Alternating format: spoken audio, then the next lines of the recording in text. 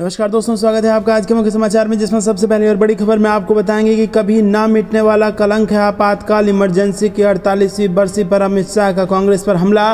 दूसरी खबर में जिक्र होगा कि भाजपा ने लोकसभा चुनाव के लिए तैयार की रणनीति, हर बूथ को मजबूत कर कमल खिलाने की तैयारी। तीसरी खबर में आपको बताएंगे कि रक्षा मंत्री ने आगरा में जनसभा को किया संबोधित, पटना में हुई विपक्षी दल की बैठक पर साधा निशाना। चौथी खबर में आपको बताएंगे कि देश के इतिहास में आपातकाल को कभी भुलाया नहीं जा सकेगा, पीएम मोदी ने कही बड़ी बात। और साथ ही साथ पांचवी खबर में जिक्र होगा कि पीएम मोदी को मिला मिस्र का सर्वोच्च सम्मान, अब तक दुनिया के 13 देश कर चुके सम्मानित। दोस्तों, हर एक खबर की गहराई में आपको ले जाएंगे, लेकिन उससे पहले अगर आपको भी ऐसा लगता है कि 2024 में फिर बन रही है बीजेपी की सरकार, तो चैनल को सब्सक्राइब करके बेल आइकन दबाइए और वीडियो को लाइक करना मत भूलेगा। जल्द लोगों तक वीडियो शेयर कीजिए। दोस्तों, आपको बता दें कि कभी ना मिटने वाला कलंक है आपातकाल इमरजेंसी की 48वीं बरसी पर अमित शाह का कांग्रेस पर हमला। जी हाँ दोस्तों, आपको बता दें आपातकाल की 48वीं बरसी पर पीएम मोदी से लेकर गृह मंत्री अमित शाह समेत कई नेताओं ने इमरजेंसी के दिनों को याद किया।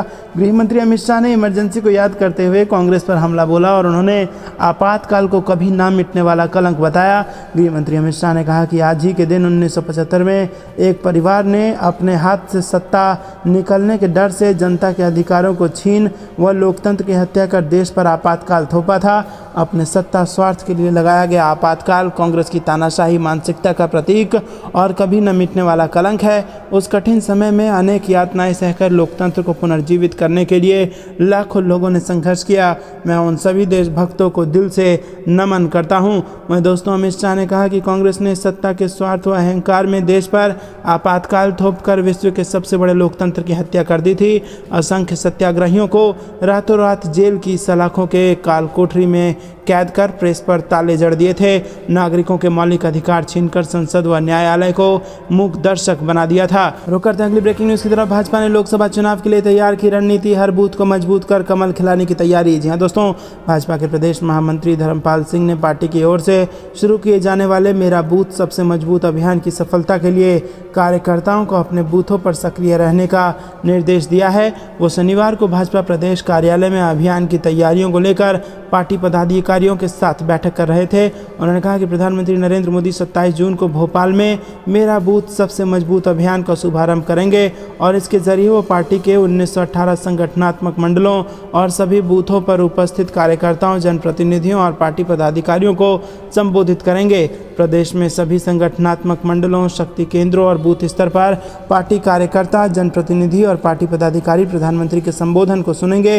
उन्होंने बताया कि रविवार 25 जून को भाजपा आपातकाल के विरोध काला दिवस के रूप में मनाएगी और जिला स्तर पर कार्यक्रम आयोजित करेगी।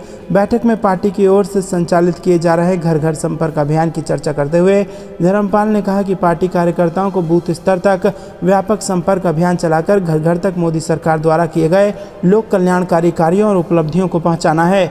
रुक करते हैं अगली ब्रेकिंग न्यूज की तरफ। रक्षा मंत्री ने आगरा में जनता को किया संबोधित, पटना में हुई विपक्षी दल की बैठक पर साधा निशाना। जी हाँ दोस्तों, मोदी सरकार के 9 साल पूरे होने पर रक्षा मंत्री राजनाथ सिंह उन्होंने आगरा में कहा कि जनसंपर्क अभियान के तहत जनसभा को संबोधित करने के लिए रविवार को वो पहुंचे और इस दौरान उन्होंने पहली जनसभा कागारौल में संबोधित की और कहा कि 25 जून 1975 को ही कांग्रेस की सरकार ने देश में आपातकाल की घोषणा की थी।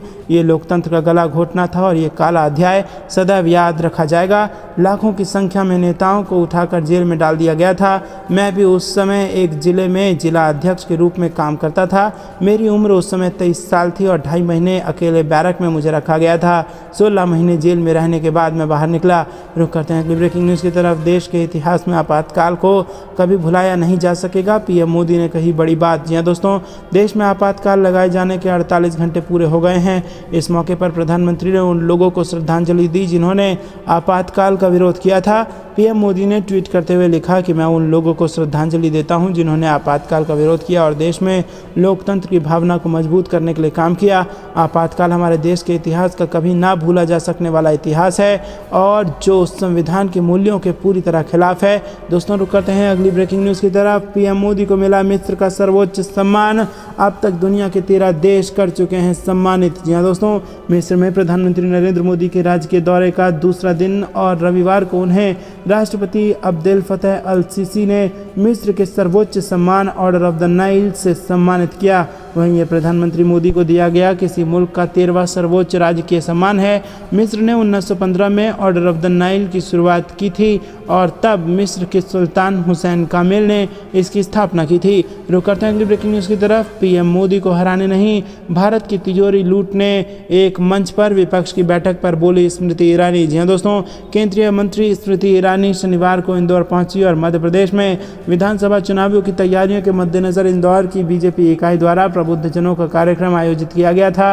इस कार्यक्रम में केंद्रीय मंत्री स्मृति ईरानी ने कहा कि विपक्षी दल पीएम नरेंद्र मोदी को हराने के लिए एकजुट नहीं हो रहे, बल्कि उनके निशाने पर भारत की तिजोरी है। स्मृति ने कहा कि इस तिजोरी को लूटने के लिए सब एक मंच पर एक साथ आए हैं और स्मृति ने ये बात पटना में विपक्षी पार्टियों की हुई बैठक के सिलसिले में कही। कार्यक्रम के मंच पर स्मृति ईरानी ने कहा कि विपक्ष के सभी दल पीएम नरेंद्र मोदी को नहीं, देश की जनता को हराना चाहते हैं और वो इस देश की जनता को लूटना चाह रहे हैं। केंद्रीय मंत्री स्मृति ईरानी शनिवार को इंदौर पहुंची। रुक करते हैं अगली ब्रेकिंग न्यूज़ की तरफ। बीजेपी के लिए चुनावी मुद्दा बना बांग्लादेशियों का बाहर खदेड़ने का प्लान। झारखंड में लगातार उठ रही है एनआरसी की मांग। जी हाँ दोस्तों, झारखंड में बांग्लादेशी घुसपैठ लगातार बढ़ रहा है। वहीं इसको लेकर एक बार फिर सियासत गर्मा गई है। दरअसल आगामी लोकसभा चुनाव में बांग्लादेशियों को बाहर करने के लिए एनआरसी लागू करना बीजेपी का मेन मुद्दा बन गया है। बता दें कि बीजेपी नेता लगातार कह रहे हैं कि अगर बीजेपी सत्ता में आई तो झारखंड में जल्द से जल्द एनआरसी लागू कर दिया जाएगा। बता दें कि आज पूर्व सीएम रघुवर दास ने कहा कि अगर अगले साल होने वाले विधानसभा चुनाव में बीजेपी सत्ता में आती है तो राज्य में राष्ट्रीय नागरिक रजिस्टर लागू किया जाएगा। राज्य में बांग्लादेशियों की बड़े पैमाने पर घुसपैठ निवासियों के लिए एक बड़ी चिंता और खतरा बन गई है। रुक करते हैं अगली ब्रेकिंग न्यूज़ की तरफ। पश्चिम यूपी के मौसम की तरह प्रदेश में ठंडे पड़े माफिया। नोएडा में बोले सीएम योगी, पाकिस्तान एक एक रोटी को मोहताज। जी हाँ दोस्तों, उत्तर प्रदेश के मुख्यमंत्री योगी आदित्यनाथ ने रविवार को नोएडा स्टेडियम में जनसभा को संबोधित करते हुए कहा कि आज जैसे पश्चिमी यूपी का मौसम ठंडा हो गया है, वैसे ही उत्तर प्रदेश में माफिया ठंडे पड़ गए हैं। मुख्यमंत्री ने रविवार को गौतम बुद्ध नगर जिले में 1718.66 करोड़ की परियोजना का लोकार्पण और शिलान्यास किया। सुबह 10:30 बजे नोएडा स्टेडियम पहुंचे मुख्यमंत्री योगी आदित्यनाथ ने कहा कि हर भारतवासी जनवरी 2024 का इंतजार कर रहा है, जब अयोध्या में बन रहे भव्य राम मंदिर में रामलला विराजमान होंगे। उन्होंने कहा कि आज़ादी के बाद देश के लोकतंत्र पर जब संकट आया था, तब आदरणीय जयप्रकाश नारायण, श्रद्धेय अटल बिहारी वाजपेयी, आदरणीय आडवाणी समेत महान सेनानियों ने लोकतंत्र को बचाने का काम किया। आपातकाल को लेकर मुख्यमंत्री ने कहा कि आज से 48 वर्ष पहले कांग्रेस ने लोकतंत्र का गला घोटने का प्रयास किया था, लोकतंत्र की हत्या का प्रयास किया था। उस वक्त मुखर आवाज़ों में एक नाम पत्रकार रामनाथ गोयनका का भी था और आज उनके नाम से एक मार्ग का लोकार्पण का अवसर प्राप्त हुआ। रुक करते हैं अगली ब्रेकिंग न्यूज़ की तरफ। कल जम्मू में आएंगे रक्षा मंत्री राजनाथ सिंह, रक्षा सम्मेलन में होंगे शामिल। जी हाँ दोस्तों, केंद्रीय रक्षा मंत्री राजनाथ सिंह 26 जून को जनरल जोरावर सिंह सभागार में रक्षा सम्मेलन में शामिल होंगे। इसके अलावा रक्षा मंत्री त्रिकुटा नगर स्थित प्रदेश भाजपा मुख्यालय में पार्टी नेताओं से रूबरू होंगे और इस दौरान आंतरिक और बाहरी सुरक्षा मुद्दों पर चर्चा की जाएगी। रक्षा मंत्री का कुछ अग्रिम चौकियों का दौरा भी प्रस्तावित है। भाजपा की ओर से जारी शेड्यूल में केंद्रीय रक्षा मंत्री जनरल जोरावर सिंह सभागार में होने वाले सुरक्षा सम्मेलन में सोमवार की सुबह 11 बजे शामिल होंगे, जबकि उपस्थिति को 10:30 बजे मौजूद रहने को कहा गया है। दोस्तों, रुक करते हैं अगली ब्रेकिंग न्यूज़ की तरफ। पड़ोसी देश की नापाक कोशिशों को नाकाम करना और नशा मुक्त जम्मू कश्मीर बनाना जरूरी, उपराज्यपाल का बयान। जी हाँ दोस्तों, जम्मू कश्मीर के उपराज्यपाल मनोज सिन्हा ने कहा कि पड़ोसी देश की नापाक कोशिशों को नाकाम करना और नशा मुक्ति जम्मू कश्मीर बनाना जरूरी है। प्रदेश के युवाओं में भारत को विकसित राष्ट्र बनाने की आकांक्षा बढ़ रही है और एक लक्ष्य और एक संकल्प के साथ आगे बढ़ने के लिए युवा पीढ़ी का उत्साह और प्रतिबद्धता जम्मू कश्मीर प्रशासन की सबसे बड़ी संपत्ति है। ये बातें उपराज्यपाल ने जम्मू कश्मीर पुलिस द्वारा आयोजित pedal for peace cycle race 2023 के पुरस्कार समारोह में कही। दोस्तों, रुक करते हैं अगली ब्रेकिंग न्यूज़ की तरफ। जम्मू से अमित शाह ने किया लोकसभा चुनाव का शंखनाद, विकास के आंकड़े से विश्वास बहाली की कोशिश। जी हाँ दोस्तों, केंद्रीय गृह मंत्री अमित शाह ने मां वैष्णो देवी से आशीर्वाद लेकर जम्मू कश्मीर से लोकसभा चुनाव का शंखनाद किया। सुरक्षित व विकसित जम्मू कश्मीर के लिए मोदी को जिताने के आह्वान का जम्मू वासियों ने मोदी मोदी के नारे लगाकर समर्थन किया और विकास और कम होते आतंकवाद के आंकड़े पेश कर उन्होंने जनता में विश्वास बहाली की कोशिश की। उन्होंने मंच से ही मां वैष्णो दरबार की ओर हाथ जोड़कर प्रार्थना की और उन्होंने सोची समझी रणनीति के तहत अब्दुल्ला मुफ्ती व गांधी परिवार पर हमले किए। इन तीनों परिवारों को कश्मीरियों की हत्या के लिए जिम्मेदार ठहराते हुए ये बताने की भी कोशिश की कि भाजपा के शासनकाल में जम्मू कश्मीर में आतंकवाद हाशिए पर आ गया है। अपनी बात को वजन देने के लिए उन्होंने आतंकी घटनाओं तथा इनमें मारे गए लोगों के आंकड़े भी पेश किए। रुक करते हैं अगली ब्रेकिंग न्यूज़ की तरफ। मध्य प्रदेश में बीजेपी ने तेज की चुनावी तैयारियां। 27 जून को भोपाल आ सकते हैं पीएम मोदी। जी हाँ दोस्तों, प्रधानमंत्री नरेंद्र मोदी मध्य प्रदेश की राजधानी भोपाल में 2023 के विधानसभा चुनाव के लिए पहुंच सकते हैं। इस बात की जानकारी बीजेपी के प्रदेश अध्यक्ष और सांसद विष्णुदत्त शर्मा ने दी है।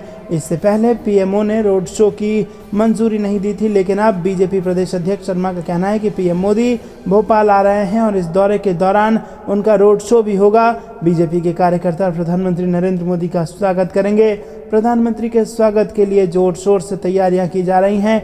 दरअसल 27 जून को प्रधानमंत्री नरेंद्र मोदी मध्य प्रदेश दौरे पर रहेंगे और इससे पहले दौरा के शुरुआती कार्यक्रम में प्रधानमंत्री नरेंद्र मोदी के मेगा रोड शो का जो प्लान बनाया गया था, उसके मुताबिक प्रधानमंत्री नरेंद्र मोदी न्यू मार्केट से मोतीलाल नेहरू स्टेडियम तक मेगा रोड शो के रूप में उन्हें पहुंचना था। रुक करते हैं अगली ब्रेकिंग न्यूज की तरफ। राजस्थान चुनाव को लेकर बीजेपी मिशन मोड पर। जुलाई में शुरू होंगे मेगा इवेंट। जी हाँ दोस्तों, बीजेपी ने 2024 के लोकसभा चुनावों की तैयारियां शुरू कर दी हैं और पार्टी के वरिष्ठ नेता मोदी सरकार की 9 साल की उपलब्धियों पर चर्चा करने के लिए कई राज्यों का दौरा कर रहे हैं और इसी के साथ चुनाव के लिए राजस्थान में भी तैयारियां शुरू हो गई हैं। इससे पहले चुनावी साल में प्रधानमंत्री नरेंद्र मोदी के राजस्थान दौरे लगातार बढ़ रहे हैं और पिछले 8 महीनों में पीएम मोदी 6 बार राजस्थान दौरे पर आ चुके हैं। अलग अलग कार्यक्रम के जरिए वो बड़ी बड़ी जनसभाओं को संबोधित कर चुके हैं।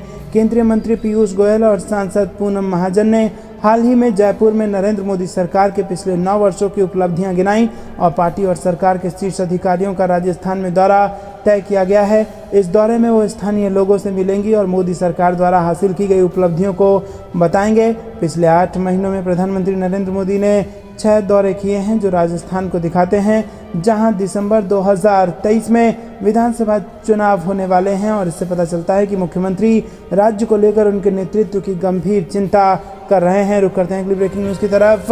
भाजपा अध्यक्ष जेपी नड्डा रविवार को तेलंगाना में जनसभा को संबोधित करेंगे। जी हाँ दोस्तों, आपको बता दें कि भारतीय जनता पार्टी के अध्यक्ष जेपी नड्डा प्रधानमंत्री नरेंद्र मोदी के नेतृत्व वाली केंद्र सरकार की उपलब्धियों का उल्लेख करने के लिए रविवार को तेलंगाना के नगर कर्नूल में एक जनसभा को संबोधित करेंगे। पार्टी सूत्रों ने शनिवार को बताया कि हैदराबाद से लगभग 140 किलोमीटर दूर नगर कुर्नूल में जनसभा के अलावा भाजपा ने जनसंपर्क कार्यक्रम के तहत नड्डा के हैदराबाद में सोशल मीडिया के कुछ इन्फ्लुएंसर से मिलने की संभावना है। उन्होंने कहा कि ये बैठकें राजनीतिक प्रकृति ही नहीं होगी। सूत्रों ने कहा कि तेलंगाना में भाजपा इस साल के अंत में होने वाले विधानसभा चुनाव की तैयारियों के तहत आने वाले महीनों में राज्य में कई जनसभा आयोजित करने की योजना बना रही है, जिसमें प्रधानमंत्री मोदी सहित पार्टी के शीर्ष नेता शामिल होंगे। केंद्रीय गृह मंत्री अमित शाह 15 जून को खम्मम में एक जनसभा को संबोधित करने वाले थे। रुक करते हैं अगली ब्रेकिंग न्यूज की तरफ। करप्शन पर चला योगी सरकार का हंटर। भ्रष्टाचार के आरोप में कई जिलों के खनन अधिकारी सस्पेंड। जी हाँ दोस्तों, यूपी के मुख्यमंत्री योगी आदित्यनाथ ने भ्रष्ट और लापरवाह अधिकारियों के खिलाफ कड़ी कार्रवाई की है। भ्रष्टाचार में लिप्त खनन विभाग के 5 अधिकारियों व कर्मचारियों को निलंबित कर दिया गया है, वहीं 3 को मुख्यालय से संबद्ध कर दिया गया है। निदेशालय को प्रदेश के कुछ मुख्य जनपदों में अवैध खनन के परिवहन की शिकायत मिली थी। वहीं निदेशालय ने टीम गठित कर वाराणसी, जौनपुर, आजमगढ़, मऊ, मिर्जापुर और झांसी में छापेमारी की और इस दौरान 29 वाहन खनिजों का अवैध परिवहन करते हुए पकड़े गए। वहीं बड़ी संख्या में वाहनों को सीज करते हुए जुर्माना वसूला गया। रुक करते हैं अगली ब्रेकिंग न्यूज की तरफ। एस जयशंकर ने पासपोर्ट सेवा कार्यक्रम 2.0 ई पासपोर्ट को लेकर की बड़ी घोषणा। जी हाँ दोस्तों, भारत जल्द ही पासपोर्ट सेवा कार्यक्रम का दूसरा चरण शुरू करेगा। इसमें नए और अपग्रेडेड ई पासपोर्ट शामिल हैं। विदेश मंत्री एस जयशंकर ने पासपोर्ट सेवा दिवस के अवसर पर यह घोषणा की है और जयशंकर ने भारत और विदेश में पासपोर्ट जारी करने वाले अधिकारियों से लोगों को समय पर विश्वसनीय, सुलभ, पारदर्शी और कुशल तरीके से पासपोर्ट और संबंधित सेवाएं प्रदान करने का आह्वान किया है। एस जयशंकर ने पासपोर्ट सेवा केंद्र पर अपने संदेश में कहा कि हम जल्द ही नए और अपग्रेडेड ई पासपोर्ट सहित पासपोर्ट सेवा कार्यक्रम वर्जन 2.0 शुरू करेंगे। उन्होंने कहा कि नागरिकों के लिए ईज ऑफ लिविंग, बढ़ाने के प्रधानमंत्री के दृष्टिकोण के अनुरूप ये पहल ईज के एक नए प्रतिमान की शुरुआत करेंगी। रुक करते हैं अगली ब्रेकिंग न्यूज़ की तरफ। ग्वालियर में शिवराज सरकार का मेगा शो, अहिल्याबाई होलकर का बनेगा भव्य स्मारक, सिंधिया तोमर भी रहे मौजूद। जी हाँ दोस्तों, ग्वालियर में शिवराज सरकार का मेगा शो हुआ जिसमें मुख्यमंत्री ने ग्वालियर के लिए कई बड़े ऐलान किए हैं। सीएम शिवराज ने लोकमाता अहिल्याबाई होलकर का स्मारक भी ग्वालियर में बनवाने का ऐलान किया है। सीएम ने कहा कि हम सब लोकमाता अहिल्याबाई होलकर के वंशज हैं, उनके लोक कल्याण के लिए किए गए कार्यों को कभी भुलाया नहीं जा सकता।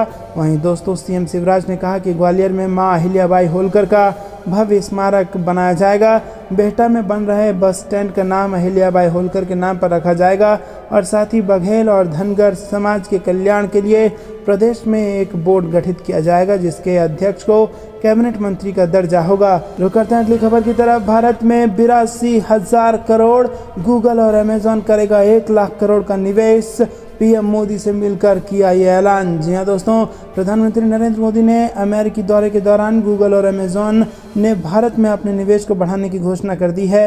भारत के डिजिटल परिदृश्य के लिए एक रोमांचक विकास में गूगल के सीईओ सुंदर पिचाई और अमेजॉन के सीईओ एंड्रयू जेसी ने अपनी अमेरिका यात्रा के दौरान पीएम नरेंद्र मोदी के साथ अपनी बैठक के बाद महत्वपूर्ण निवेश योजनाओं का ऐलान किया है।